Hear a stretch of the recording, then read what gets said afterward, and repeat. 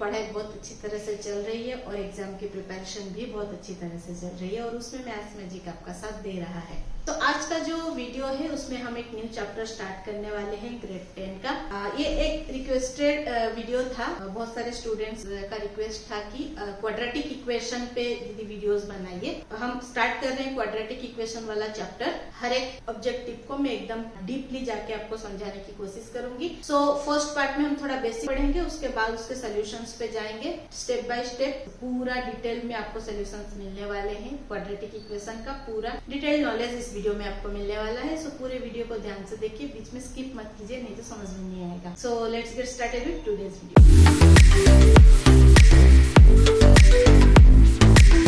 Start करते हैं हमारा आज का content, that is quadratic equation. थोड़ा मैं पहले आपको बेसिक्स बता देती हूँ और फिर हम उसके सोल्यूशंस पे चलते हैं। तो क्वाड्रेटिक इक्वेशन जो है वो आया कहाँ से है? पॉलिनोमियल से। हमने ग्रेड 9 में पॉलिनोमियल्स पढ़ा हुआ है। उसमें हमने क्लासिफिकेशन और टाइप्स ऑफ पॉलिनोमियल पढ़ा था based on the degree of the polynomial. Polynomial के डिग्री को बेस करके जो 3 टाइप्स ऑफ पॉलिनोमियल बनते थे, that is first one is linear, then second one is quadratic, third one is cubic. थोड़ा revise करवा दे रही हूँ ताकि आपको ध्यान में आ जाए चीजें। लीनियर जिसका जो डिग्री होता था 1 होता था, इसका डिग्री 2 होता था और इसका डिग्री 3 होता था। जिस पॉलिनोमियल का डिग्री 1 होता था उसको हम लीनियर बोलते थे, जिस पॉलिनोमियल का डिग्री 2 होता था उसको हम क्वाड्रेटिक पॉलिनोमियल बोलते थे और जिस पॉलिनोमियल का डिग्री 3 होता था उसको हम क्यूबिक पॉलिनोमियल बोलते थे। तो यहाँ से आया है क्वाड्रेटिक। जब क्वाड्रेटिक पॉलिनोमियल जो है इक्वेशन फॉर्मेट में कन्वर्ट हो जाता है उसको हम क्वाड्रेटिक इक्वेशन बोलते हैं। फॉर एग्जाम्पल अगर मैं यहाँ पे लिखूं 5x², ये एक क्वाड्रेटिक पॉलिनोमियल है, प्लस 2 लिख दिया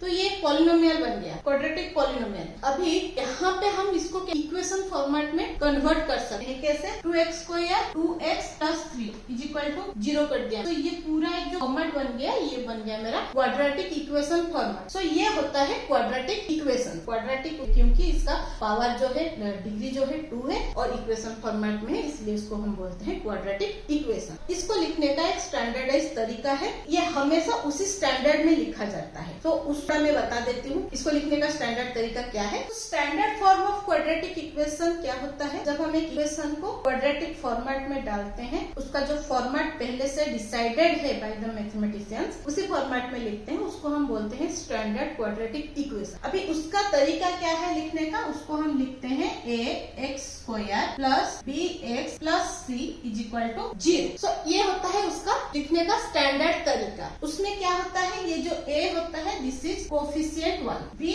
is coefficient 2 and c is constant. यहाँ पे जो स्क्वायर का टर्म है उसके साथ जो कोफिशिएंट होगा उसको हम बोलेंगे फर्स्ट कोफिशिएंट। जो हमारा पावर 1 वाला x सेकेंड टर्म है उसके साथ जो कोफिशिएंट है उसको बोलेंगे कोफिशिएंट 2 और जो सिंगल न्यूमेरिकल नंबर होगा उसको बोलेंगे कांस्टेंट। तो यहाँ पे क्या आ जाएगा? a और b और c की जगह पे न्यूमेरिकल नंबर्स आ जाएंगे। मैं आपको एक न्यूमेरिकल लिख के दिखाती हूँ। Suppose x² + 2x - 6 = 0। So in this case यहाँ पे a का वैल्यू क्या हो जाएगा? x² के सामने हमें कुछ नंबर नहीं दिख रहा है, तो जहाँ पे कुछ नंबर नहीं दिखता है एज कोफिशिएंट, वहाँ पे कोफिशिएंट हम 1 लेते हैं। तो यहाँ पे हो गया कोफिशिएंट 1। तो यहाँ पे b का वैल्यू क्या हो जाएगा? 2 और c का वैल्यू क्या हो जाएगा? यहाँ पे -6 लिखा है तो हम इसको -6 को लेंगे आज c। सो कोफिशिएंट 1, कोफिशिएंट 1 कांस्टेंट हमने आइडेंटिफाई किया। और एक एग्जांपल देते हैं 2x² - 6x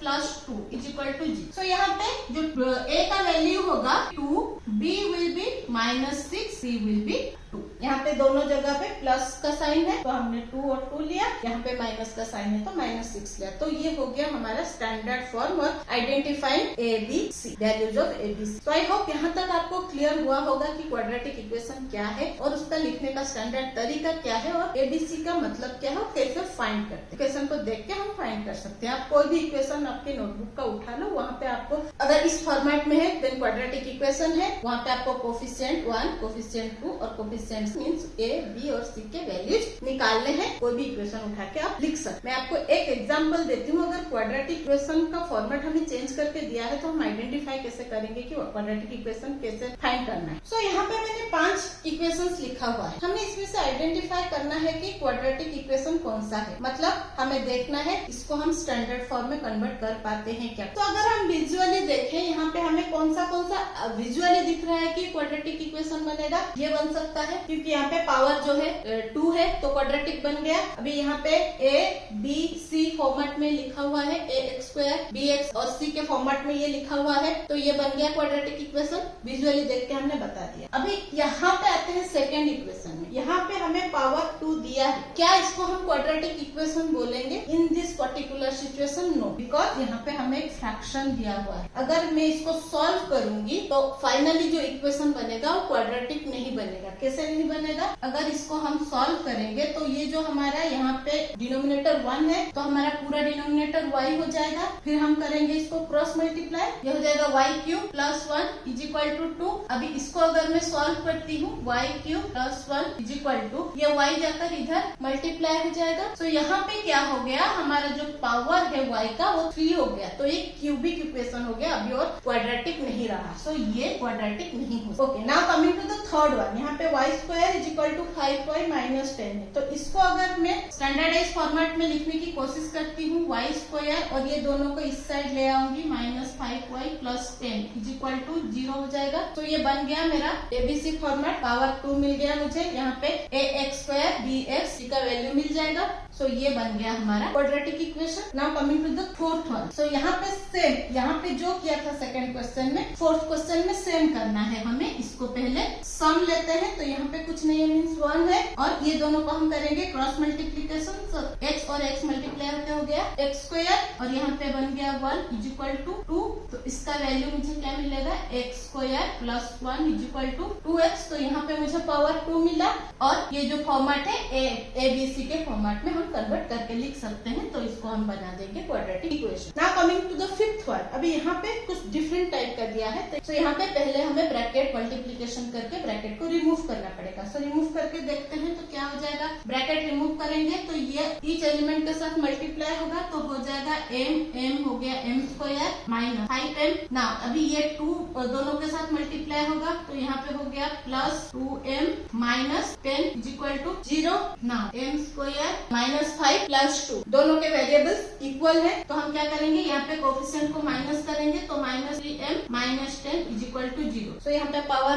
हमें 2 मिला और जो तीनों टर्म्स है एबीसी के टर्म में कन्वर्ट हो गए। सो हमारा ये वाला हो गया क्वाड्रेटिक इक्वेशन। सो आपको इसी फॉर्मेट में पहले देखना है। अगर स्टैंडर्ड फॉर्म में दिया है तो डायरेक्ट लिख लो, अगर कुछ चेंज करके आपको ऐसे दिया है तो पहले उसको सॉल्व करो। सॉल्व करके देखो फाइनल प्रोडक्ट में आपको उसका पावर हाईएस्ट कितना मिलता है, डिग्री क्या चेंज होता है। अगर 2 मिलता है देन क्वाड्रेटिक होगा, अगर 2 नहीं मिलता है देन नहीं होगा। अगर ब्रैकेट्स दिया है तो पहले उसको मल्टीप्लाई करके देखो आपको पावर कहीं पे 2 मिलता है क्या। अगर हाईएस्ट पावर 2 होगा देन वो क्वाड्रेटिक में कन्वर्ट हो जाएगा। सो आई होप यहाँ तक आपको क्लियर हो गया रहेगा। अभी हम चलते हैं next part. So now coming to the next part, that is roots of polynomial. ये सारे बेसिक्स हैं क्वाड्रेटिक इक्वेशन के, सो इसलिए मैं कवर कर रही हूँ एक साथ। सो रूट्स ऑफ पॉलिनोमियल क्या है, तो पहले मैं एक इक्वेशन लिखती हूँ। फॉर एग्जाम्पल मैंने लिखा 5x² + 2 - 3 = 0। 5x² + 2x - 3 = 0। यहाँ पे जो x है दोनों जगह पे, द वैल्यू ऑफ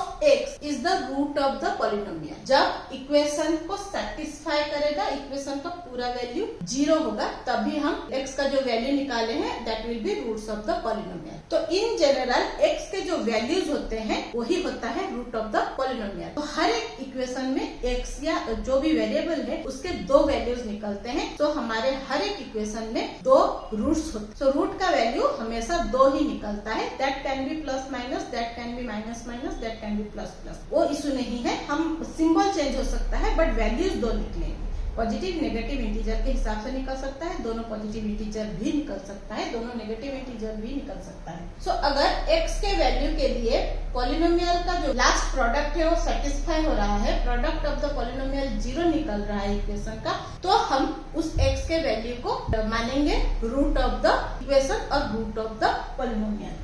सो ये चीजें हमने ग्रेड 9 में ऑलरेडी पढ़ा हुआ था। तो सेम चीजें एप्लीकेबल होते हैं क्वाड्रेटिक इक्वेशंस के लिए, कि ये जो x का वैल्यू है उसके लिए अगर वो इक्वेशन का वैल्यू 0 हो जाता है देन वो जो x का वैल्यू है वो होगा root of the polynomial. For example if x = a, अगर हम यहाँ पे a का वैल्यू रिप्लेस करते हैं और मुझे फाइनल प्रोडक्ट 0 मिलता है देन मैं x के वैल्यू जो a है a को मानूंगी root of the quadratic equation. अब मैं एक इक्वेशन और रूट का एग्जांपल आपको देती हूँ, कैसे देखना है कि जो वैल्यू है x का वो रूट है या नहीं है। तो यहाँ पे मैंने एक इक्वेशन लिया है और x के दो वैल्यूज लिए हैं। अभी हमें ये फाइंड करना है जो x का वैल्यू यहाँ पे 1 और -1 दिया हुआ है, are they the root of the given equation. कैसे फाइंड करेंगे? हम यहाँ पे x की जगह पे इसके वैल्यूज को रिप्लेस करेंगे और फाइंड करेंगे जो प्रोडक्ट है हमारे इक्वेशन का, ये जो आंसर निकलेगा वो 0 निकलता है क्या। अगर नहीं निकलेगा देन रूट नहीं है, अगर 0 निकलता है देन रूट है। तो देखते हैं, पहले हम 1 को रिप्लेस करेंगे x की जगह पे। कैसे रिप्लेस करना है? x² + 4x - 5 = 0। मैं स्टेप बाय स्टेप इसका सोल्यूशन बता रही हूँ, अगर आपको एग्जाम में आए तो आप ऐसे स्टेप्स को फॉलो करो, एकदम प्रॉपर आंसर आपको मिलेगा। x² + 4x - 5 = 0 गिवन इक्वेशन लिखना है। सेकंड स्टेप क्या है हमारा? x का जो वैल्यू है उसको हमें रिप्लेस करना है। तो x की जगह पे 1 का स्क्वायर + 4 × 1 - 5 = 0, रिप्लेसिंग x = 1। हमेशा ब्रैकेट में आपको लॉजिकल रीजन लिखना होता है कि आपने 1 कहाँ से लाया, क्योंकि हमें 1 गिवन था, हमने 1 यहाँ पे रिप्लेस किया। तो अभी हम क्या करेंगे, इसको सॉल्व करेंगे। 1 का स्क्वायर विल बी 1 + 4 × 1 = 4 - 5 = 0।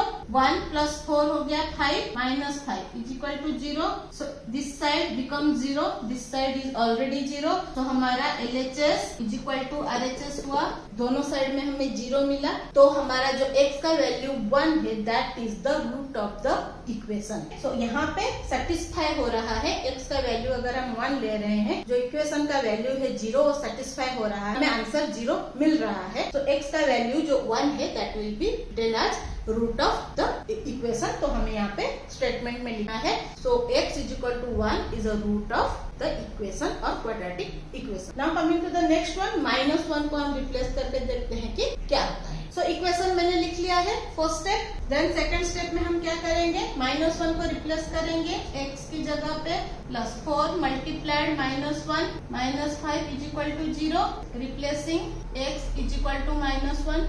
Then -1 का स्क्वायर विल बी +1, यहाँ पे 4 × -1 + 4 × -1 becomes -4 - 5 = 0। 1 - 4 - 5 gives us 9, 0 it becomes -8 = 0। सो हमारा जो लेफ्ट साइड का रिजल्ट है वो निकला -8, राइट साइड का रिजल्ट हमें गिवन है 0। तो यहाँ पे जो हमारा इक्वेशन है वो सेटिस्फाइड नहीं हो रहा है x के वैल्यू के लिए। तो x का वैल्यू -1 जो है वो रूट नहीं हो सकता। सो अभी आपको समझ में आया होगा कि हमें अगर वैल्यूज दिए हुए हैं रूट्स के तो वो रूट है या नहीं है, वो कैसे फाइंड करना है। पहले इक्वेशन लिखना है, उसको वैल्यू को रिप्लेस करना है, सॉल्व करके देखना है कि दोनों साइड में 0 आ रहा है क्या। अगर 0 आ रहा है देन इट्स अ रूट, अगर नहीं आ रहा है then it's not a root. So I hope यहाँ तक आपको क्लियर हो गया रहेगा कि आपको इक्वेशन के रूट्स के वैल्यूज कैसे फाइंड करने हैं। तो ये जो वीडियो था एकदम बेसिक्स पे था कि क्वाड्रेटिक इक्वेशन क्या होता है, पॉलिनोमियल के साथ वो कैसे कनेक्टेड है और उसका फॉर्मेट क्या होता है लिखने का, उसमें रूट का वैल्यू क्या होना चाहिए, रूट क्या होता है और वो सेटिस्फाई कैसे करता है इक्वेशन को, उस सब का डिटेल